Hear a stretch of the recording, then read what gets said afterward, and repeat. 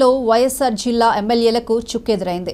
మంత్రి పదవుల కోసం ఎదురు చూస్తే తీవ్ర నిరాశ మిగిలింది. తొలి కేబినెట్లోని అవకాశం దక్కించుకునేందుకు జిల్లా నేతలు చేసిన ప్రయత్నాలు ఫలించలేదు. రాజకీయ సమీకరణాల పేరుతో టీడీపీ అధినేత ముఖ్యమంత్రి చంద్రబాబు నాయుడు జిల్లా నేతలను పూర్తిగా పక్కన పెట్టారు. గత వైసీపీ ప్రభుత్వంలో జిల్లాకు సీఎం, డిప్యూటీ సీఎం పదవులుండగా చంద్రబాబు ప్రభుత్వంలో మాత్రం ఒక్క మంత్రి పదవి కూడా దక్కకపోవడం ఖచ్చితంగా వివక్ష చూపడమే అంటున్నాయి జిల్లా రాజకీయ వర్గాలు.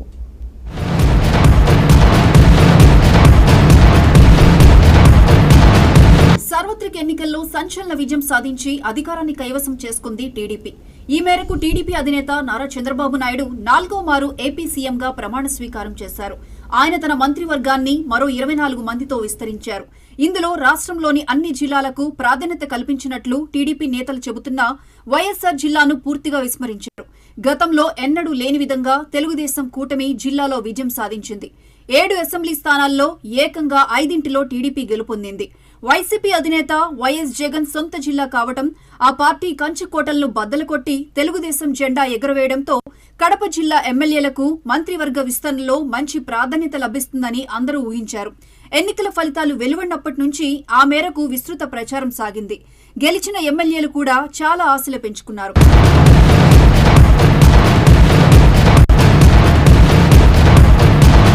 కడప అసెంబ్లీ నియోజకవర్గంలో డిప్యూటీ సీఎం అమ్జద్ బాషాపై గెలుపొందిన టీడీపీ ఎమ్మెల్యే రెడ్డప్పగారి మాధవిరెడ్డికి మంత్రివర్గంలో బెర్త్ ఖాయమని అందరూ భావించారు. మహిళా కోటాతో పాటు పార్టీ అధిష్టానం వద్ద ఆమె భర్త టీడీపీ పోలిట్ బ్యూరో సభ్యుడు ఆర్ శ్రీనివాసరెడ్డికి ఉన్న పలుకుబడి కారణంగా కూడా మాధవికి మంత్రివర్గంలో చోటు లభిస్తుందని పార్టీ వర్గాల్లో విస్తృత ప్రచారం జరిగింది. ఆమె పేరు ఖరారు చేసినట్లు మీడియాలోనూ జోరుగా ప్రచారం సాగింది. కానీ తుది జాబితాలో ఆమె పేరు కనిపించలేదు. అదేవిధంగా బీసీ సామాజిక వర్గం నుంచి మైదుకూరు ఎమ్మెల్యే పుట్టా సుధాకర్ యాదవ్ పేరు పరిశీలనలో ఉన్నట్లు పార్టీలో పెద్ద ఎత్తున చర్చ జరిగింది. పుట్టా సుధాకర్ యాదవ్ కు అధినేత చంద్రబాబు నాయుడు వద్ద ప్రత్యేక గుర్తింపు ఉండటం, టీడీపీ సీనియర్ నేత యనమల రామకృష్ణుడు వియ్యంకుడు కావడంతో పుట్టాకు మంత్రి పదవి ఖాయమని ఆయన వర్గీయులు ధీమా వ్యక్తం చేశారు. ఆ మేరకు మంత్రి పదవి కోసం సుధాకర్ యాదవ్ కూడా తీవ్రంగానే ప్రయత్నించారు. కానీ ప్రస్తుత మంత్రివర్గంలో ఆయనకు కూడా చోటు లభించలేదు. ఇక సీనియర్ నేత ప్రొద్దుటూరు ఎమ్మెల్యే నంద్యాల వరదరాజురెడ్డి పేరును టీడీపీ అధిష్టానం పరిశీలిస్తున్నట్లు జిల్లా వ్యాప్తంగా పెద్ద ఎత్తున చర్చ జరిగింది. ఇప్పటి వరకు ప్రొద్దుటూరు నియోజకవర్గానికి ఏ పార్టీ నుంచి కేబినెట్ బెర్తు దక్కకపోవడం, 6 సార్లు ఎమ్మెల్యేగా వరద గెలుపొందడం, తెలంగాణకు చెందిన ఓ కీలక నేత సిఫార్సు చేయడం వంటి కారణాలతో వరదకు ఈసారి మంత్రి పదవి ఖాయం అన్నట్లు ఆయన అనుచరులు భావిస్తూ వచ్చారు.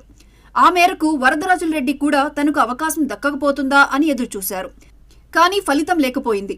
వరదకు చుక్కెదురైంది. ఆయన అభిమానులకు నిరాశ మిగిలింది.